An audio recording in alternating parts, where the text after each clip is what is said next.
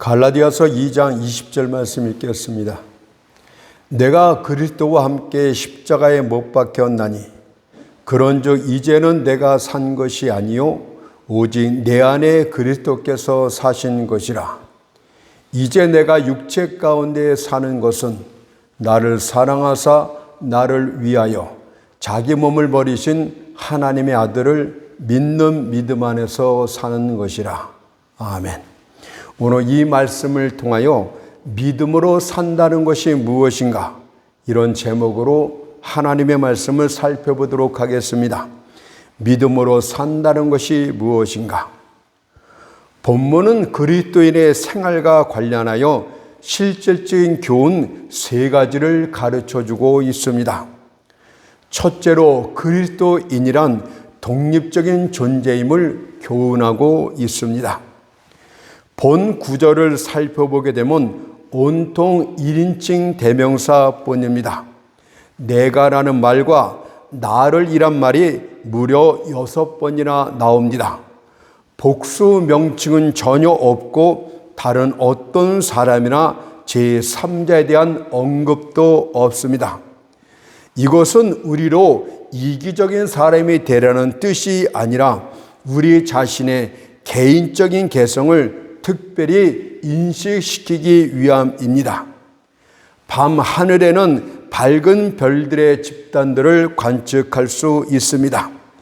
옛 사람들은 그것을 성운, 즉 구름처럼 보이는 천체라고 불렀습니다. 하지만 헛세련한 천체 망원경에 발명된 후에는 별들 하나하나를 관측하며 그 이름을 지어 부르게 되었습니다. 이 같은 사실은 우리가 예수 그리스도를 구세주로 영접한 후에 일어나는 일과 똑같습니다. 이전에 우리는 온 인류 속에 혼합된 존재로 일반 사회 속에 침식된 존재로만 인식되어 왔습니다. 그러나 예수를 믿고 난 후에는 우리는 하나님 앞에서나 사람들 가운데서 독립적인 존재로 개인적인 존재로 우뚝 서게 됩니다. 이는 죄인이었던 우리들이 그리스도인이 되기까지의 모든 과정에서도 또한 그리스도인이 된 후에도 역시 그러합니다. 그래서 그리스도인을 이사야 53장 2절에서 마른 땅에서 나온 줄기 같아서 라고 표현을 했습니다. 나무가 자라나기 위해서는 주변 땅을 전적으로 의지해야 됩니다. 그렇지만 그리스도인에게 있어서 세상은 메마른 땅일 뿐입니다. 우리는 세상 가운데서 보호받고 성장받을 수 있는 것은 뿌리 대신 그리스도로부터 모든 것을 공급받기 때문입니다. 그래서 본문에서도 내가 육체 가운데 사는 것은, 다시 말해 내가 세상 가운데 사람들 가운데 사는 것은 하나님의 아들을 믿는 믿음 안에서 사는 것이라고 했습니다. 그렇다면 독립적인 존재라는 사실과 관련해서 몇 가지를 한번 살펴보도록 하겠습니다. 여러분이 처음 그리스도인이 되었을 때를 생각해 보면 독립적인 존재였습니다. 그때 우리는 세상 사람들의 죄가 아닌 우리 자신의 죄를 보고 회개했기 때문입니다. 만일 어떤 이가 자신의 타락은 느끼지 못한 채 단지 온 인류의 타락만 알고 있다면 그는 진정으로 회심한 자가 아닙니다.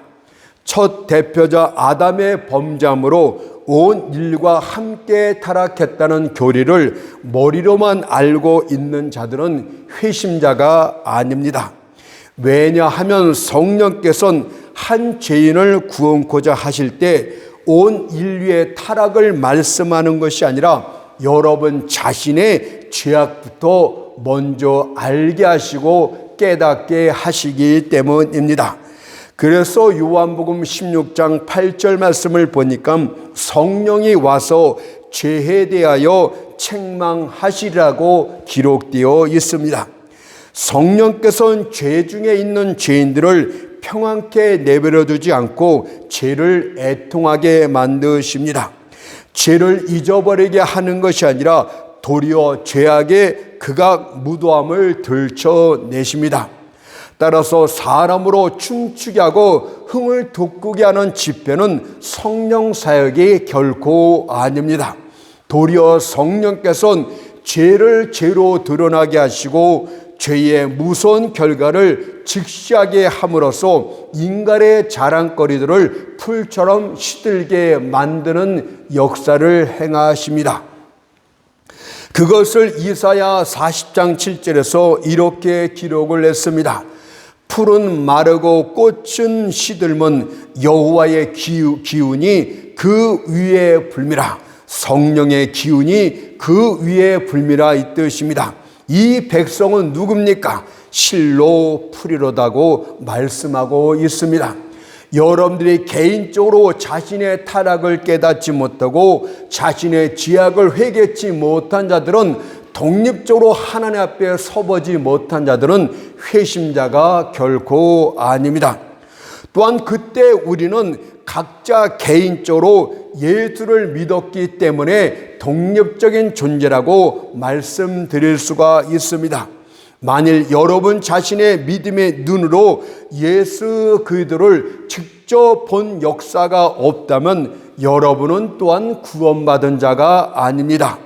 광야에 있던 이스라엘 백성들이 범죄함으로 인하여 불뱀에게 물리게 됩니다.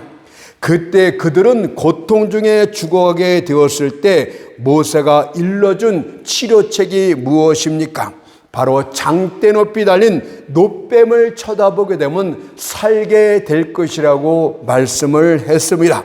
민수기 21장 9절을 보니까 모세가 놋뱀을 만들어 장대 위에 다니 뱀에게 물린 자마다 놋뱀을 쳐다본 적 살더라, 이렇게 말씀하고 있지 않습니까? 이 말씀의 상징적인 의미는 무엇입니까? 불뱀에 물렸다는 의미는 죄에 빠진, 죄에 물린 인생들을 말씀하고 있는 것이고, 장대 높이 달린 놋뱀은 바로 십자가에 달리신 예수 그리스도의 모형이고, 그를 바라보는 것은 바로 믿음의 상징입니다. 그래서 요한복음 3장 14절 15절 말씀을 보니까 모세가 광야에서 뱀을 든 것 같이 인자도 들려야 하리니 이는 저를 믿는 자마다 영생을 얻게 하려 하심이니라고 말씀하고 있어요. 모세가 광야에서 뱀을 든 것은 인자가 들린 것과 똑같아요. 바로 인자 대신 예수 그리스도께서 십자가에 높이 달린 것을 말씀하고 있고, 또 그 뒤에 이는 저를 믿는 자마다 영생을 얻게 하심이라고 말씀하신 것은 놋뱀을 본 자마다 이렇게 말씀하지 않고 저를 믿는 자마다고 말씀하신 것은 바로 믿음이 예수를 쳐다본다는 의미를 가르쳐주고 있는 것입니다. 여러분들 예수를 희미하게 보든 분명하게 또렷이 보든 일단 예수를 보기만 하면 작은 믿음이라 할지라도 여러분들을 구원하게 될 것입니다.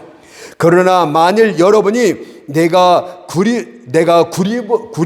구리뱀을 쳐다보면 살 수 있다는 말을 믿지 못한 채 나는 의사에게 달려갈 것이다, 나는 치료받기 위하여 여러 가지 방지책들을 마련해 볼 것이라고 한다면 여러분들은 반드시 죄에 의하여 죽게 될 것입니다.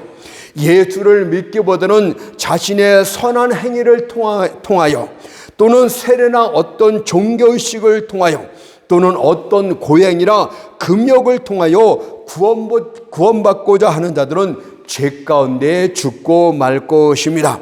그렇다면 여러분들은 어떻습니까? 스스로의 믿음으로 예수 그리스도를 바라보았습니까? 예수여, 당신의 십자가의 죽으심은 나의 죄값을 대신한 죽으심이니이다.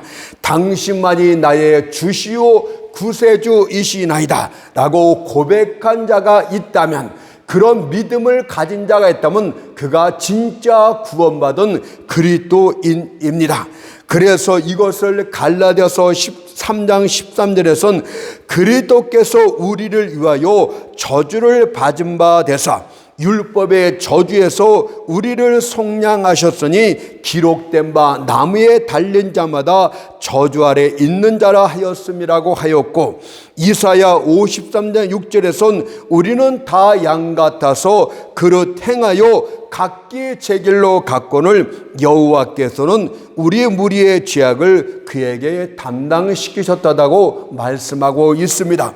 오늘 갈라디아서 2장 20절에서 바울이 나라는 말을 무려 6번이나 고백하고 있는 것은 그리스도인들은 독립적인 존재로서 하나님과의 관계에서 우뚝 선 구원자임을 말씀하고 있습니다.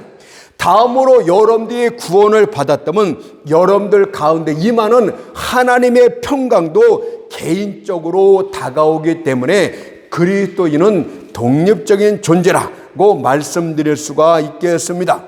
빌립보서 4장 7절을 보니까 하나님의 평강이 그리스도 안에서 너희 마음과 생각을 지키시라고 하였을 때 하나님의 평강은 도대체 무엇입니까? 그것은 하나님과 나 사이의 평강이요, 여러분들 양심 가운데 임하는 진짜 평강입니다. 하나님께로부터 진저로 용서를 받게 될 때 그 영혼은 그것을 깨닫게 됩니다. 아, 내가 이제 용서함을 받았구나. 이제 하나님과 나 사이의 원수된 관계가 끊어지고 십자가로 인하여서 하나님과 화평의 관계를 맺게 되었구나. 이것을 본능적으로 깨닫게 되는 것입니다. 죄의식을 갖고 있던 사람은, 정죄함을 갖고 살던 사람은 자기가 용서함을 받았다는 의식을 갖기 전까지는 결코 하나님의 평강을 알 수 없습니다. 용서받은 의식이 죄의식보다 강하고 생생할 때 비로소 하나님의 평강 안에서 그 평강을 향유하게 됩니다. 그것을 로마서 5장 1절에서 그러므로 우리가 믿음으로 의롭다 하심을 얻었은즉 하나님으로 더불어 화평을 누리자라고 말씀하고 있지 않습니까? 의롭다는 말은 하나님의 공의를 말씀하고 있는 것입니다. 여러분들, 하나님과의 화평의 관계는 예수의 피로 하나님의 공의가 만족되었을 때, 예수의 피로 여러분들의 죄값이 완전히 치러졌을 때 비로소 하나님과 화평을 맺게 되는 것이지, 공의가 해결되지 않은 상태에서는 절대 화평을 하나님과 맺을 수 없습니다. 그래서 우리가 믿음으로 의롭다 하심을 얻었은즉, 먼저 예수의 피를 믿음으로 의롭다함을 받았을 때, 하나님의 공의가 만족했을 때 그 이후에 하나님과 더불어 화평을 맺게 되는 것입니다. 이 평강이 여러분들 안 가운데 있습니까? 하나님이 나를 진저로 용서해 주셨도다. 나의 모래알처럼 많은 죄악을, 나의 주홍빛처럼 붉은 죄악을 다 용서해 주셨다는 의식이 여러분들 마음 가운데 있을 때 하나님의 평강이 찾아온 것입니다. 이것이 개인적으로 온 자가 그리스도인이라 이 뜻입니다. 여러분의 죄는 다툼의 근거였습니다. 그러나 예수를 믿음으로 말미암아 그것이 중지되고 말았습니다.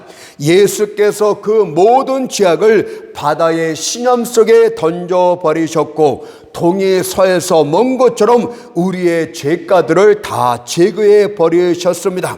우리의 거룩한 희생양 되신 예수 그리스도께서는 우리의 죄악을 짊어지시고 광야로 나가셨습니다. 따라서 이제 우리들에겐 하나님의 노를 일으킬 만한 것이 전혀 없습니다. 예수로 말미암아 하나님과 화평케 되었고 사랑하는 자 안에서 용납함을 받았기 때문입니다. 이제 우리는 다른 어떤 곳에서도 발견할 수 없는 하나님의 평강을 십자가 밑에서 발견하게 됩니다. 그것을 이사야 53장 5절에서 그가 징계를 받음으로 우리가 평화를 누리고, 여기서 평화가 하나님의 평강 아닙니까? 그가 채찍에 맞음으로 우리가 나음을 입었도다. 바로 나음이라는 것은 구원함을 입었다 이 뜻 아닙니까? 여러분들, 그리스도인은 세 번째로 하나님의 평강을 독립적으로 개인적으로 누리는 자라고 말씀을 합니다. 그래서 내가 1인칭 대명사를 그리스도인에게 계속 사용하고 있는 것입니다. 뿐만 아니라 그리스도인이 된 이후에도 그리스도를 섬김이, 즉 개인적인 헌신이 나타나기 때문에 나라는 1인칭을 쓰게 됩니다. 만일 여러분들 자신이 개인적인 타락을 알고 또 자신이 개인적으로 구원함을 입었다는 것을 발견하게 되는 순간 헌신 역시도 개인적으로 나타나게 됩니다. 여러분들 진짜 개인이 회개했습니까? 개인적으로 예수를 믿었습니까? 개인적으로 하나님의 평강을 받았습니까? 그렇다면 헌신도 개인적으로 나타나게 되는 것입니다. 이사야 선지자의 고백처럼 주여 내가 여기 있나이다, 나를 보내소서라고 이사야 6장 8절의 말씀처럼 내가 여기 있고 나를 보내라고 자기 자신의 개인적인 소명, 자기 자신의 개인적인 헌신을 반드시 드러나게 되는 것입니다. 새롭게 거듭난 사람들은 다른 사람들이 행하는 일들 가운데서 자신의 헌신을 제외시키려고 하지를 않습니다. 그리스도인이라면 누구나 각자 개인이 주님께 해야 될 특별한 헌신들이 있다는 것을 본능적으로 다 알게 되는 것입니다. 그러나 그렇지 않은 자들은 교회 전체의 활동 속에 자신의 몸을 감추려는 의도를 보입니다. 다른 교회 구성원들이 낸 헌금 속에 자신이 묻혀가고 그들의 기도 뒤에 숨어서 마치 자신도 교회를 위해서 뭔가 한 것처럼 스스로 아첨을 떠는 자들은 구원함을 받은 자가 아닙니다. 저는 혹시라도 여러분들이 다른 사람들의 수고를 도용하는 죄를 범치 않기를 바랍니다. 비록 모든 사람들이 행함으로 어떤 일이 완성되었다 할지라도 여러분들 각자가 해야 될 소명이 별도로 있다는 것을 잊지 말아야 됩니다. 개인적인 헌신이 여러분들에게 없는 자들은 그리스도인이 된 증거가 아닌 것입니다.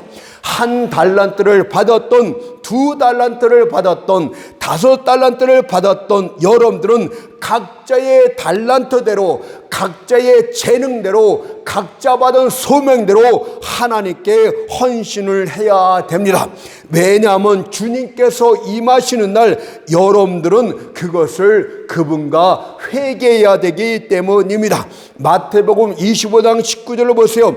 오랜 후에 그 종들의 주인이 돌아와 저희와 회개할 때 계산하고 비용을 다 정리하겠다 이 뜻 아닙니까? 그래서 그리스도인은 구원받기 전에도 구원받은 후에도 하나님 앞에서 독립적인 존재이기 때문에 바울은 오늘 본문에서 그리스도인이란 독립적인 존재라고 고백을 하고 있었던 것입니다. 두 번째로는 그리스도인이라는 것은 세상에 죽고 그리스도와 함께 다시 살아난 존재임을 가르쳐 줍니다. 그것이 바로 오늘 본문의 전반절 말씀이 되겠습니다. 오늘 본문에서 나라는 단어가 6번이나 나온 것은 그리스도인이 독립적인 존재라는 것을 말씀하고 있는 것이고, 전반절 말씀의 의미는 그리스도인이란 세상에 대하여 죽고 그리스도와 함께 다시 새 생명으로 산 자라는 것을 가르쳐주고 있는 말씀이 되겠습니다. 제가 한번 갈라디아서 2장 20절 전반절을 읽어볼게요. 내가 그리스도와 함께 십자가에 못 박혔나니 그런즉 이제는 내가 산 것이 아니요 오직 내 안에 그리스도께서 사신 것이라고 했습니다. 바울과 그리스도의 접촉점은 십자가에 있었습니다. 그러나 과연 그리스도께서 십자가에 못 박히실 때 바울이 그분과 함께 십자가에 못 박혔다는 뜻입니까? 내가 그리스도와 함께 십자가에 못 박혔나니 이것이 그런 뜻입니까? 그것이 아닙니다. 이것은 그리스도께서 그의 택한 모든 백성들의 대표자로서 십자가에 달리셨다는 뜻입니다. 대표자로서 하신 그 일은 그에 속한 모든 백성들에게 동일하게 적용되기 때문에 바울은 그것을 고백한 것입니다. 이것은요, 그리스도의 생활과 관계되기 때문에 단순한 교리적인 문제가 아니라 그 이상의 것, 실질적인 사실로 다가오게 되는 것입니다. 먼저 바울은 세상에 의하여 십자가에 못 박힌 자가 됩니다. 과거에 바울은 위대한 랍비였으며 히브리 학문의 조예가 깊은 사람이었고 바리새인 중에 바리새인이었으며 사람들로부터 많은 칭찬과 인정을 받았던 자였습니다. 그러나 그가 십자가에 못 박히신 예수 그리스도를 믿고 그를 증거하기 시작할 때 세상은 돌연 바뀌어 그를 경멸하고 비난했으며 그의 옛 세상 친구들도 그를 버렸습니다. 심지어 어떤 이들은 길거리에서 그에게 조롱의 손가락질을 했으며 그를 돌로 치며 린치를 가기도 했습니다. 그것을 고린도서 11장 23절 25절이 증거를 합니다. 옥에 갇히기도 더 많이 하고 매도 수없이 맞고 여러 번 죽을 뻔하였으니 유대인들에게 40이 하나 감한매를 5번이나 맞았으며 3번 태창으로 맞고 1번 돌로 맞고라고 고백을 합니다. 이것은 그리스도인 모두에게 공통적으로 일어나는 사실이 되겠습니다. 이것이 없다면 여러분들은 또한 그리스도인들이 아니랴. 물론 경중의 차이는 있습니다. 그럴지라도 세상에서 진짜로 자신이 그리스도인임을 밝히고 그리스도인답게 살아가게 된다면 반드시 세상은 여러분들을 핍박하고 십자가에 못 박게 될 것입니다. 그리스도인으로 살아가는 여러분들은 세상으로부터 냉담한 대접을 받기 시작을 할 것입니다. 과거의 친구들이 공개적인 적이 될 것입니다. 이전엔 그들이 여러분들을 사랑했던 것 이상으로 이제 여러분은 미움을 받게 될 것입니다. 만일 여러분들이 그들의 술잔치에 참석하게 된다면 세상은 여러분들의 좋은 친구가 되어줄 것입니다. 만일 여러분이 술 마시고 음란한 노래를 부르게 된다면 여러분은 세상에 유쾌하고 좋은 친구가 될 수 있습니다. 그러나 진짜 그리스도인으로 살아가게 된다면 그들은 여러분들을 광신자로 내몰며 핍박하기 시작할 것입니다. 여러분들의 성품을 비방하며 나쁘게 말하며 중상모략할 것입니다. 또한 여러분들은 그들로부터 거절도 당하고 멸시를 받게 될 것입니다. 이것이 바로 세상이 여러분들을 십자가에 못 박은 것이고 실질적인 사실로 경험으로 여러분들에게 다가오게 된다고 오늘 바울이 가르쳐주고 있습니다. 두 번째로는 그리스도와 함께 십자가에 못 박혀 죽었기 때문에 그리스도와 함께 새 생명으로 다시 살게 될 것이라는 사실을 또한 교훈해주고 있습니다. 그것을 이제는 내가 산 것이 아니요 오직 내 안에 그리스도께서 사신 것이라고 합니다. 예수가 여러분들 안에부터 살기 시작을 합니다. 이것은 교리가 아니에요. 실질적인 것입니다. 예수 그리스도는 새 생명의 원천이고 그 새 생명은 바로 영생이라고 말씀하고 있는 것입니다. 여러분들이 예수를 진짜로 영접받다면 세상에 대해서는 철저히 십자가에 못 박혀 죽는 자가 될 것이지만 예수와 관련해서는 영생을 갖는 자로서 살기 시작할 것이라고 말씀해주고 있는 것입니다. 요한복음 10장 28절을 보니까 내가 저희에게 영생을 주노니 영원히 멸망치 아니할 터여. 과거에 여러분들은 영생이 없던 자였습니다. 우리 모두는 아담 안에서 범자였고 또 각자 여러분들의 죄로 여러분들 자신이 범죄를 하였습니다. 그 결과 우리는 심판을 받아 에베소 2장 1절의 말씀처럼 허물과 죄로 죽은 자가 되고 말았습니다. 그러나 예수 그리스도를 믿을 때 우리는 영생을 얻게 됩니다. 그렇다면 영생이란 도대체 무엇입니까?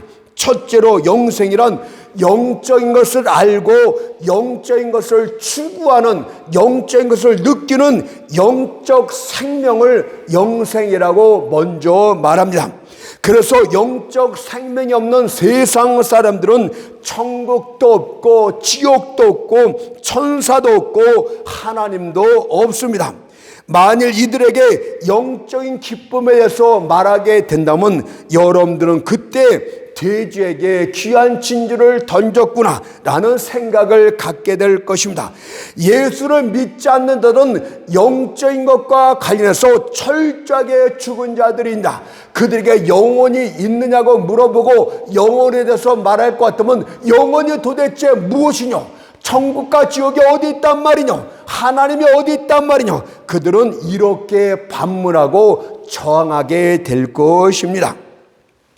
생명에는 여러 가지가 있습니다. 돌과 식물의 차이를 생각해 보십시오. 나무에는 식물적인 생명이 분명히 있습니다. 그러나 동물과 비교해 볼 때 식물에는 생명이 없는 것입니다.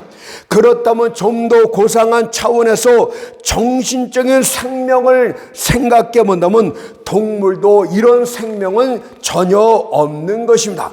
동물이 갖고 있는 생명과 인간이 갖고 있는 생명은 차원이 다릅니다.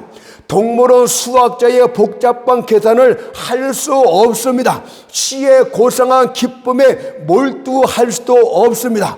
그러므로 정신적인 생명에 관한 동물은 철저히 죽은 상태에 있다, 이렇게 말할 수가 있는 것입니다. 그런데 정신적인 생명보다 더 고차원적인 생명이 있습니다.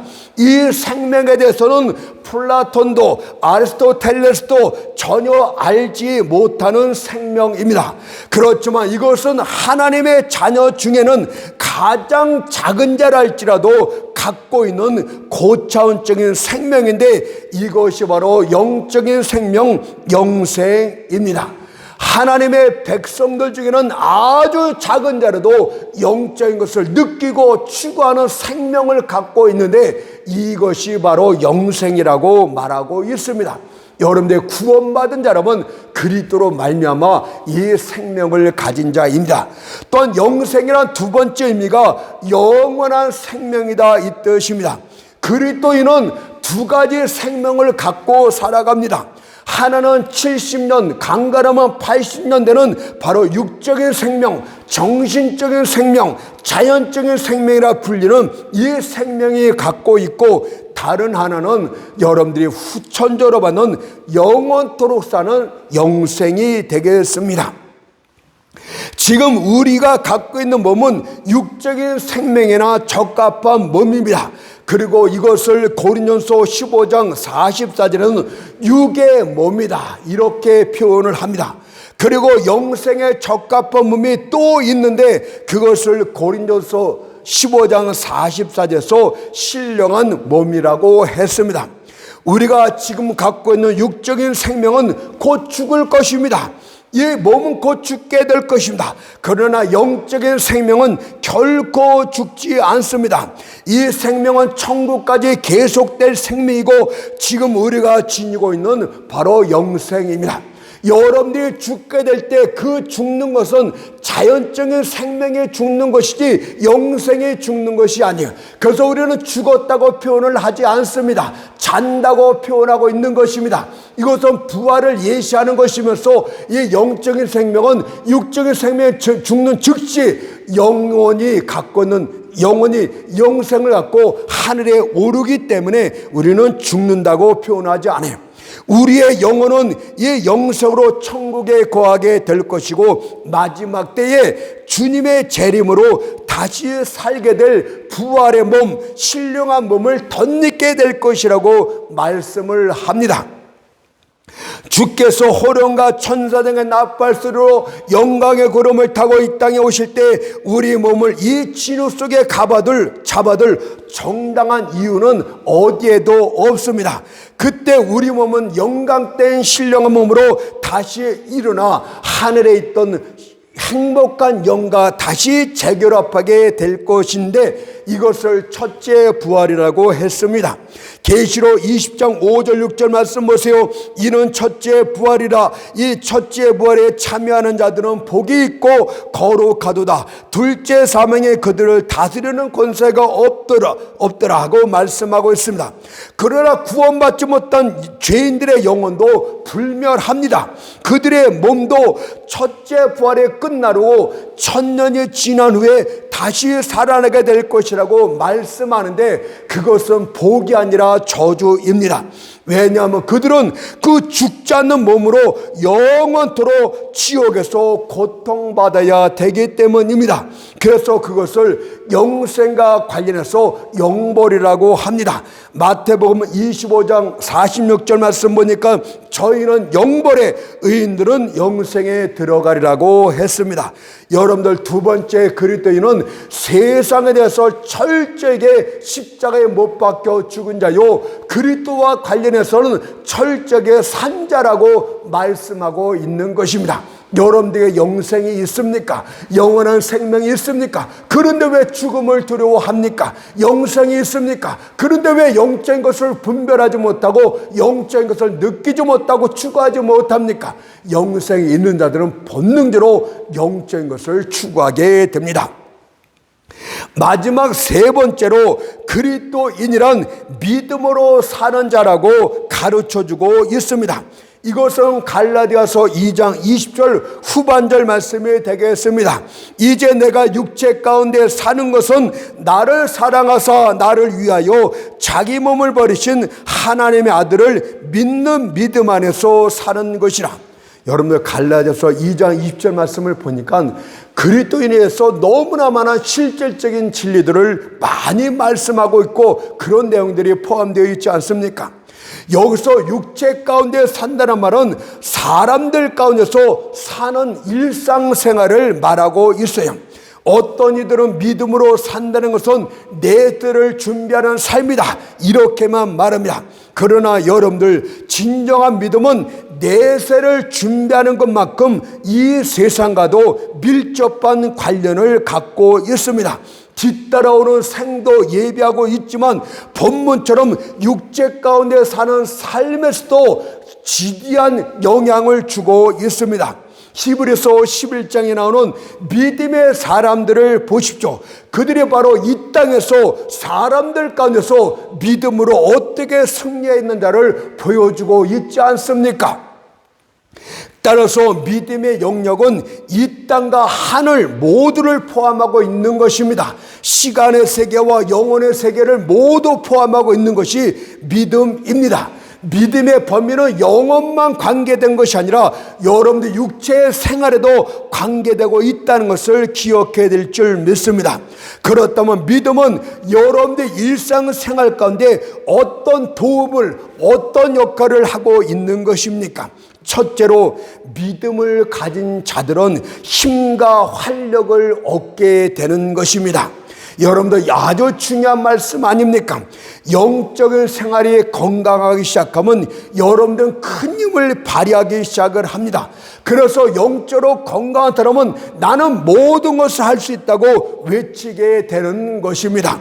영적인 생명이 사람을 휘어잡기 시작할 때 그것은 제한할 수 없는 힘이 되고 구속할 수 없는 힘이 되고 억제할 수 없는 힘이 되는 것입니다. 그래서 빌립보서 4장 10단에서 내게 능력 주시는 자 안에서 내가 모든 것을 할 수 있느니라고 고백하고 있는 것 아닙니까? 그러나 믿음이 약화되고 병들게 되면 바로 영적인 생명력이 약화되면 나는 아무것도 할 수 없다 이런 식으로 사람이 연약함으로 빠지게 되는 것입니다.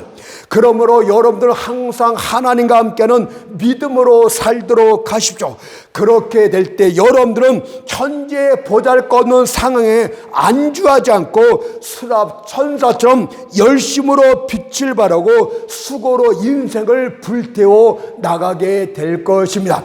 믿음이 강력하면 영적인 힘도 강력하고 나는 모든 것을 할 수 있다고 외치게 되고 여러분들의 인생을 뜨겁게 불타면서 열심으로 살아가게 될 것입니다. 믿음이 강력한 자는 여러분들이 할 수 있는 것 이상의 것들을 이루어 나가게 될 줄 믿습니다. 믿음은 항상 여러분들에게 열심을 부여합니다. 만일 여러분들 가운데 계신 예수님이 어떤 분이신지를 알게 되면 이 말뜻을 쉽게 이해하게 될 것입니다. 예수님은 요한복음 5장 7절에서 내 아버지께서 이제까지 일하시니 나도 일한다라고 고백을 했습니다. 하늘 아버지께서 일하시기 때문에 자기도 열심을 내서 일하신다고 고백을 했어요. 진실로 온 우주 가운데서 가장 놀란 일꾼은 하나님 그분 자신입니다. 그리고 그의 아들 예수 그리스도께서도 이 땅에 계실 때 아버지를 따라서 힘을 내 일하셨다고 합니다. 사도행전 10장 38절에 보니까 저가 두루 다니시며 착한 일을 행하시고 저가 여기저기 끊임없이 열심을 내면서 다니시면서 착한 일을 행하셨다고 말씀하고 있지 않습니까? 그분은 수그러들지 아니하는 열정으로 자신의 사역을 완벽하게 완수하셨어요. 십자가에 달려 피 흘려 죽으시는 마지막 순간까지 요한복음 19장 30절에서 다 이루었다고 말씀하실 때까지 그분은 자신의 열심을 누그러뜨리거나 수고를 회피하지 않았습니다. 바로 그런 분이 여러분들 마음 가운데 계시는데 어떻게 믿음이 있는 자가 게으름뱅이가 될 수 있단 말입니까? 여러분들이 생활 가운데서 하나님 앞에 게으름뱅이라는 의미는 믿음이 없다는 명백한 증거가 됩니다. 믿음은 사람을 움직이게 만듭니다. 인생을 실제적이고 열정적으로 만들어줍니다. 그래서 믿음이 있는 사람은 자신의 인생에 달리기를 위해서 허리에 띠를 띠고 힘차게 달리기 시작을 합니다. 사람들이 사는 모습을 보게 되면 그 사람 안에 예수가 있는지 없는지를 그래서 알게 되는 것이에요. 그 안에 예수를 믿는 믿음이 있는 자는 열심으로 살게 되는 것이고 게으르고 나태하고 요령만 피우는 자는 예수의 생명이 없다는 명백한 증거가 됩니다. 탕자의 경우를 보십시오. 그가 왜 자신을 절제하지 못한 채 허랑방탕한 삶을 살면서 온갖 죄를 짓게 됩니까? 바로 예수를 믿는 믿음이 없기 때문에 그런 것이 아닙니까? 그러나 하나님의 내가 그에게 임했을 때 탕자에게 첫 번째 일어난 반응이 무엇입니까? 그가 믿음이 생겨나자 일하기를 원했다는 사실입니다. 누가복음 15장 19절 말씀 보세요. 나를 품꾼의 하나로 보소서. 여러분들 게으름자들이 인생을 성공적으로 살려면 예수를 영접해야 돼요. 믿음이 그 안에 들어오면 믿음은 생활의 에너지로 나타나게 될 것이고 영적인 힘으로 그가 모든 것을 할 수 있도록 그를 분발시켜 주기 때문입니다. 따라서 교회나 성도가 열심으로 사는 것은 당연합니다. 그런데 미지근한 상태에 있던 라오디아 교회를 보도록 하세요. 주님은 이런 라오디아 교회를 역겨워했다고 말씀하고 있고 그 교회와 이후로는 함께하지를 않았습니다. 그 결과 부자라 자랑했던 라오디아 교회는 신속히 사라지고 맙니다.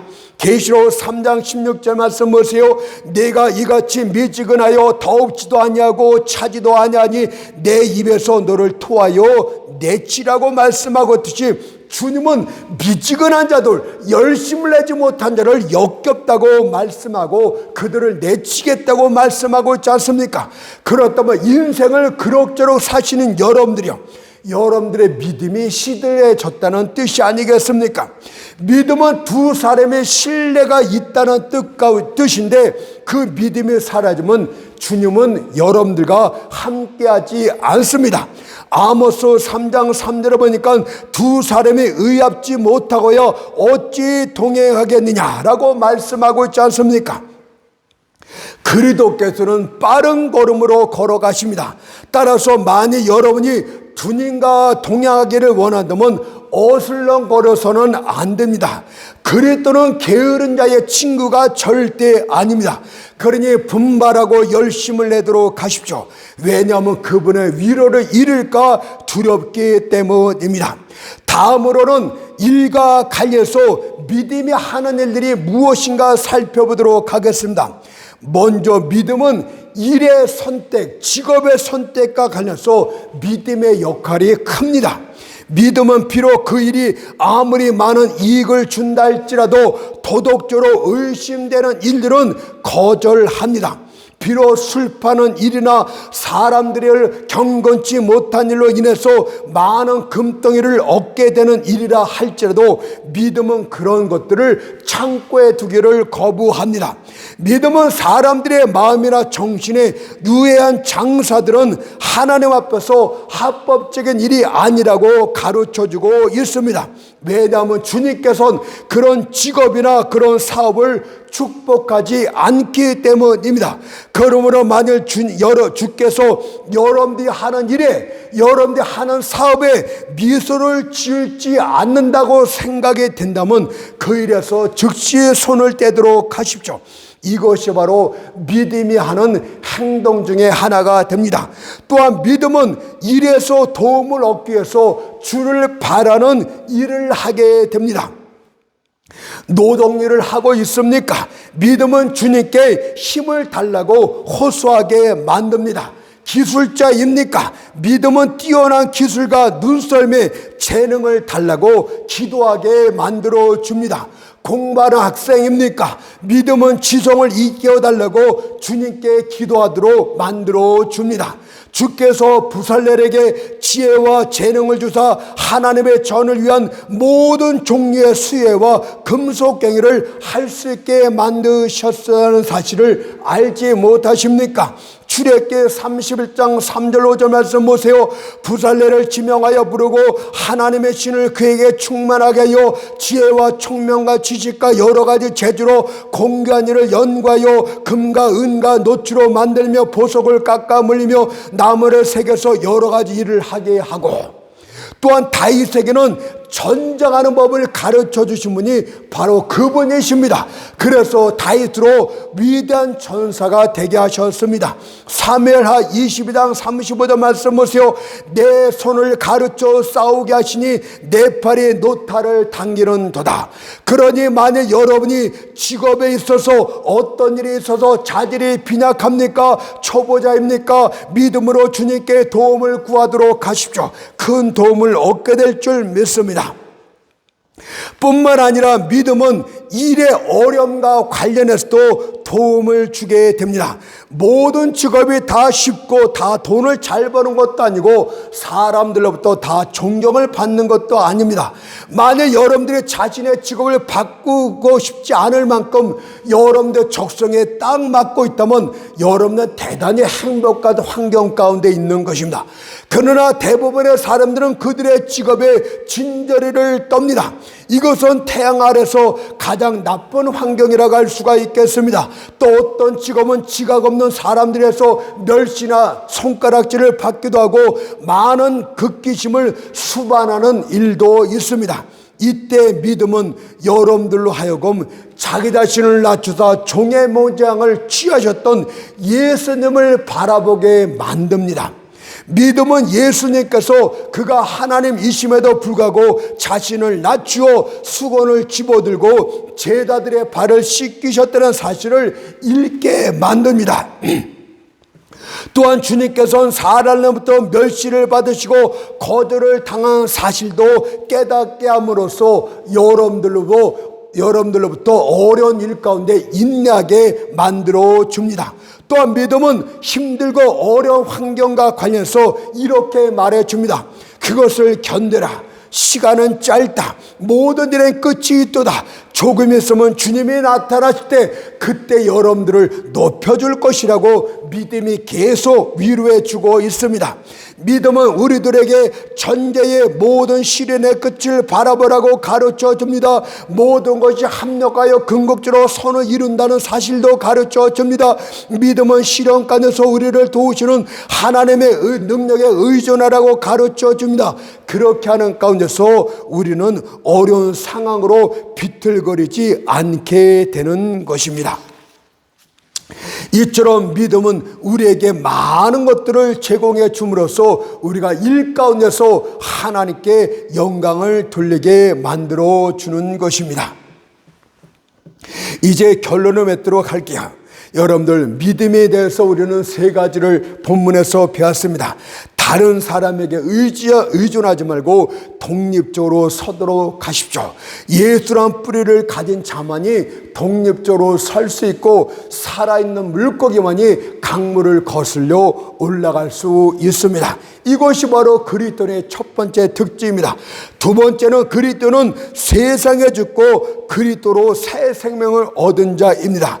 여러분들, 영원한 세상을 바라보면서 영생을 가진 자답게 살도록 하십시오. 세상의 죄악들을 더 이상 바라보지 말고 세상에 철저히 죽은 자가 되도록 하십시오.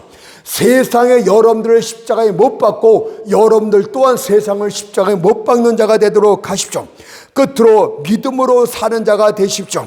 믿음이 여러분들에게 활력과 힘을 줄 것이고 믿음이 모든 힘든 일들을 견디고 이겨나가게 할 것입니다. 그리고 항상 예수 그들을 의식하는 중에 만일 예수께서 이런 일을 당하셨다면, 이런 환경 가운데 있었다면 어떻게 행하셨을까, 이런 것들을 생각하면서 일에 전념하도록 하십시오.